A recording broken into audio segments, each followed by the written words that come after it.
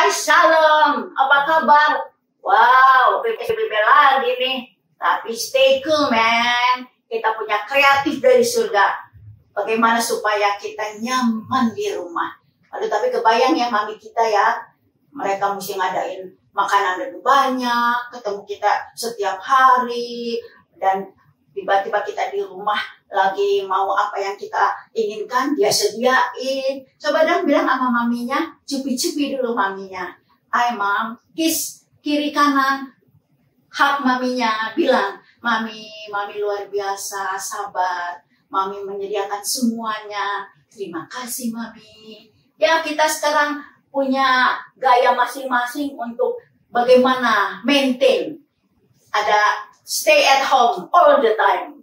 Nah teman-teman, kita memang punya gaya. Ada tuh satu orang kalau ketemu, ya gini, hai, langsung dia tos, minta tos tangan gitu ya. Terus dia jalan, dia main-main, ada yang dia ketawa dan dia gembira, dia terus tos gitu. Dia punya gaya masing-masing.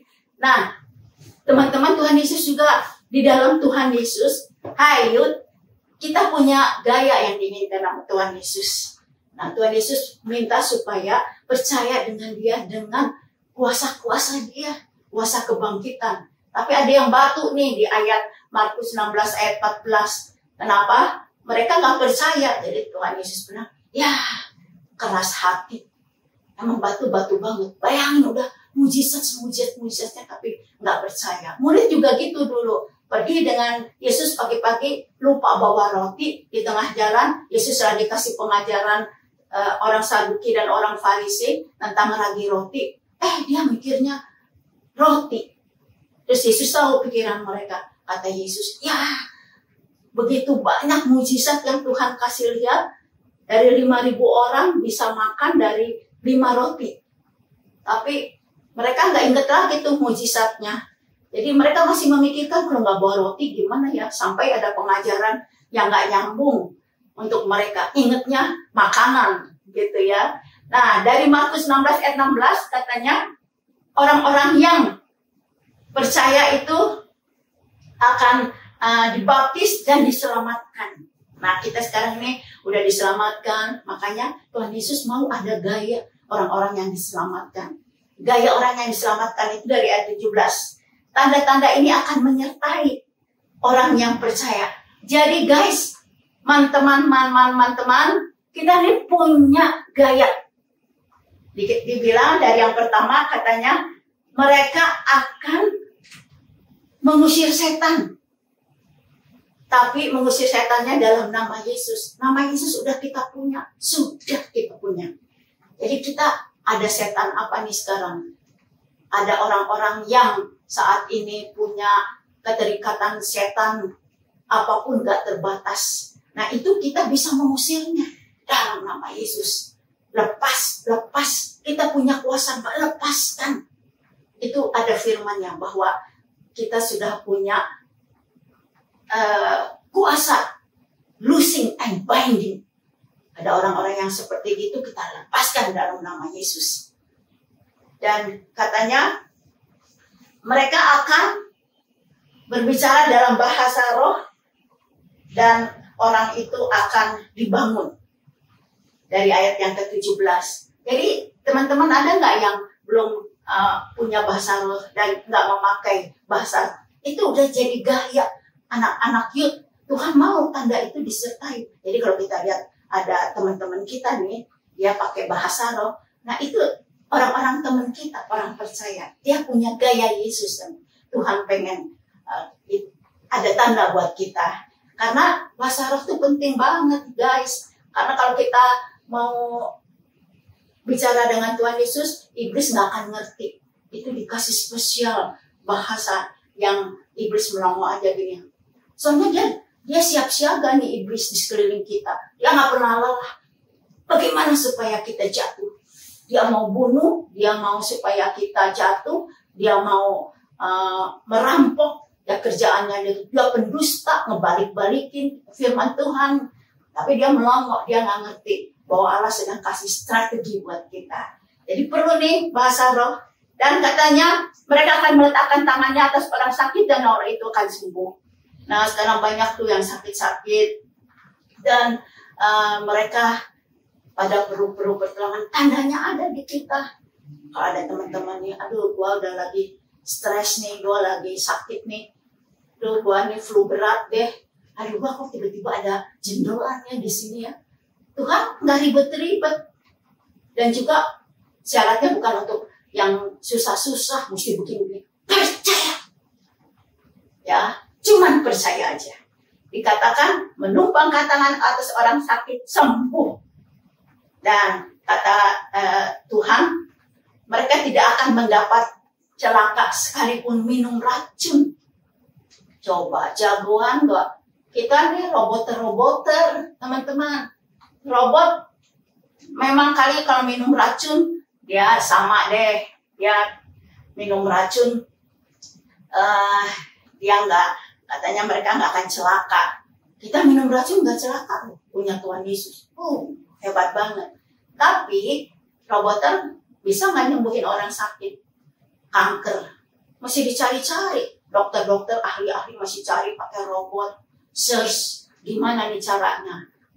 Lalu ada orang yang stres, ada orang bahasa roh, robot bisa ngomong wow. Tapi dia nggak bisa bahasa roh. Nah ini nih guys, hebatnya Tuhan Yesus kita. Dan itu ada tanda-tanda. Jadi kalau teman-teman semuanya katanya orang percaya kepada Tuhan Yesus, nah ini ada tanda-tandanya.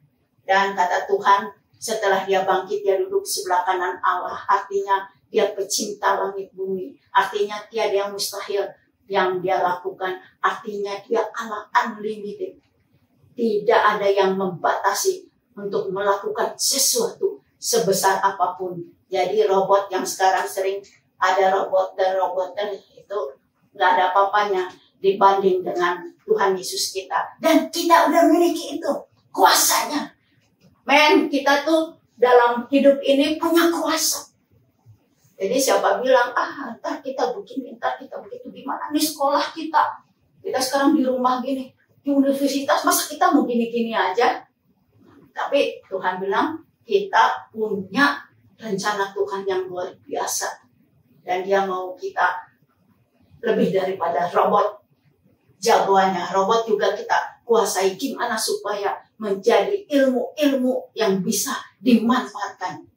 Dan dari Markus 11 ayat 20, itu yang tadi, dari Markus, sekarang yang ayat yang ke-20, tadi Markus yang terakhir.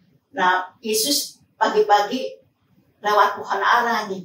Dan setelah lewat pohon ara dengan muridnya, dia lihat pohon aranya udah kering sampai ke akar-akarnya. Sebelumnya jalan dengan murid-muridnya, Tuhan Yesus bilang begini, wah nih lihat daun-daun dari pohonnya nggak ada buahnya, nggak akan dimakan selama-lamanya. Jadi itu pohon nggak ada faedahnya deh, gitu ya.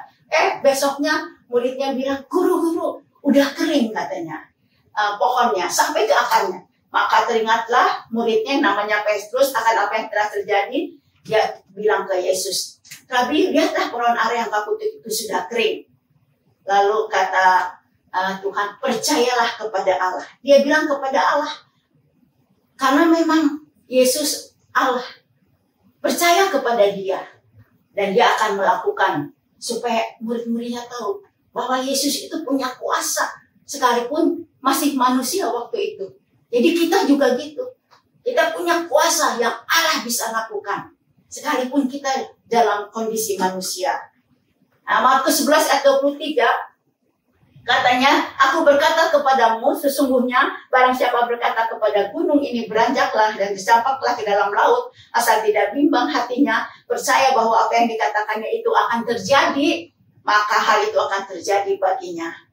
Karena itu ia berkata kepadamu apa saja yang kamu minta dan doakan, percayalah bahwa kamu telah meneriminya, maka itu akan diberikan kepadamu.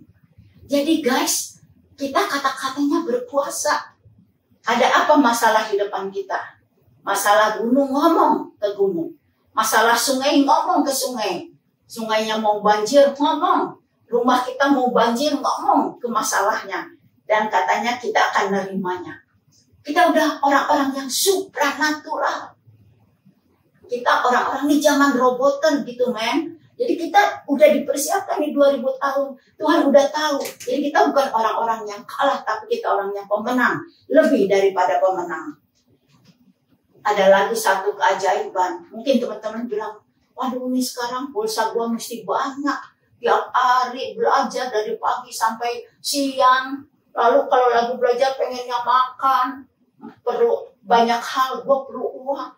Tapi maminya mungkin mesti bayar listrik, bayar banyak hal. Nah, tapi Tuhan Yesus bilang nih ke murid-muridnya, waktu murid-muridnya mau bayar pajak, Tuhan Yesus juga nggak mau jadi batu sandungan. Orang nggak bisa bayar listrik, orang nggak bisa beli sepatu, kalau ke sekolah, orang nggak bisa punya komputer gitu. Jadi gimana belajarnya? Yesus ngerti banget.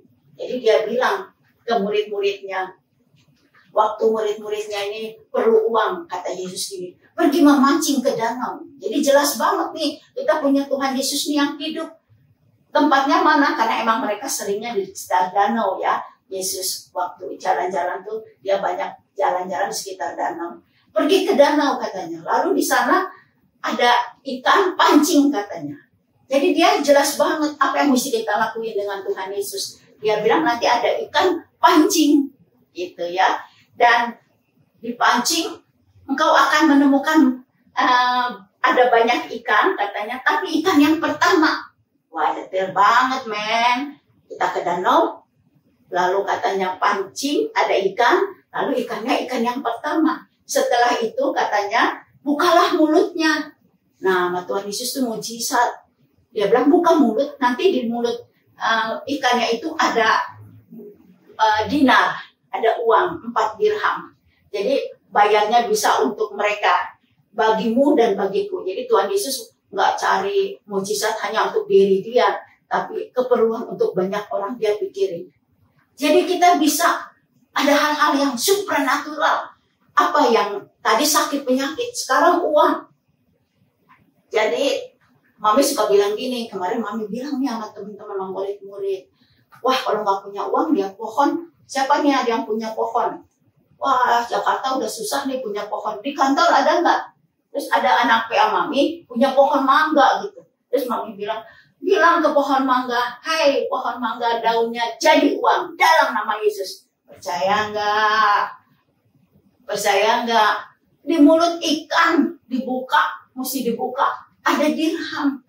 Terus anak PA Mami malah dia seru-seruan. Dia bilang, oh daunnya uang, lalu buahnya emas. Tuhan Yesus senang banget tuh sama orang-orang yang begitu. Karena orang-orang yang seperti itu, artinya dia ngerti banget. Yang dia percayai itu Allah yang melakukan mustahil. Dan kerinduan Tuhan untuk melakukan yang supernatural. Wow, luar biasa banget. Jadi hari ini, luar biasa firman Tuhannya. Kita semuanya mau mendapatkan hal-hal yang Tuhan inginkan. Ada gaya untuk orang-orang yang percaya. Kita juga mau lihat nih supranatural. Teman kita dari Kamboja, anak misionaris, dia mau main biola ala-ala Korea, cedih-cedih gitu loh. Tapi cedih-cedihnya yang membangun untuk datang ke Tuhan Yesus.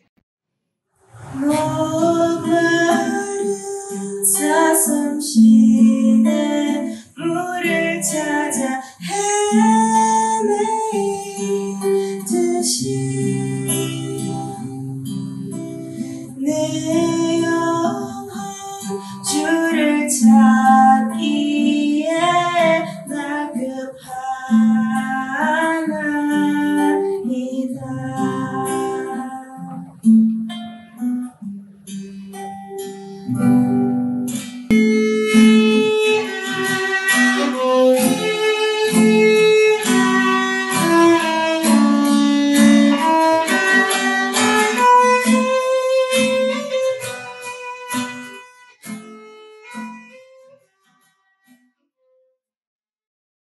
Kita doain nih, dia pengen banget nih sekolah di Korea. Sengaja Mami ngomong gini supaya Tuhan dengar.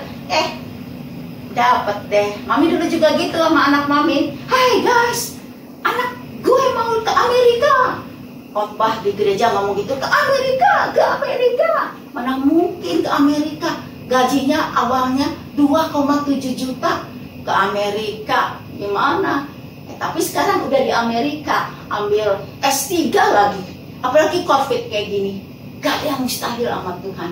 Teman-teman juga jangan mikir sekarang, waduh, lagi di rumah terus bla bla bla, disuruh-suruhin sama iblis. Takes time, gak ada waktu untuk mikirin yang negatif. Sekarang saya lakuin, saya tahu lebih dari roboter. Kita punya kuasa, kita punya tanda-tanda itu buat kita orang percaya. Amin. Kita akan tutup. Sekarang kita mari berdoa. Di dalam nama Yesus, terima kasih untuk firman Engkau. Terima kasih untuk ibadah. Pasti bicara. Dan mereka punya gaya yang Tuhan mau supaya mereka lakukan. Tanda-tanda menyertai mereka. Dalam nama Yesus. Saat ini ada yang sakit. Tumpangkan tangan untuk penyakitnya. Mami mau doakan. Mari angkat tangannya. Taruh di tempat sakitnya. Dalam nama Yesus, kami menumpangkan tangan atas sakit. Di dalam nama Yesus, aku perintahkan sembuh dalam nama Yesus. Dan saat ini ada yang belum terima Yesus, ada yang mau terima Yesus karena Yesus gara-gara orang tua Kristen, jadi ikut-ikut Kristen, tapi secara pribadi terima Yesus personal. Ikutin doa Mami. Tuhan Yesus, masuk ke hati, ampuni dosa-dosa saya, karena semua orang gak bisa menyelesaikan dosa. Terima kasih Tuhan Yesus sudah selesaikan dosa. Saya dapat surga bukan karena saya baik, tapi karena darah Yesus. Terima kasih, saya bersyukur. Yesus sudah di hati saya, dalam nama Yesus. Dan sekarang, untuk teman-teman yang ada yang terikat, ada yang stres, ada yang terikat macam-macam, dan kita mau lepaskan. Datang ke Tuhan, bilang Tuhan, saya punya ikatan. Saya nggak senang punya ikatan ini. Saya nggak damai Tuhan. Saya susah Tuhan.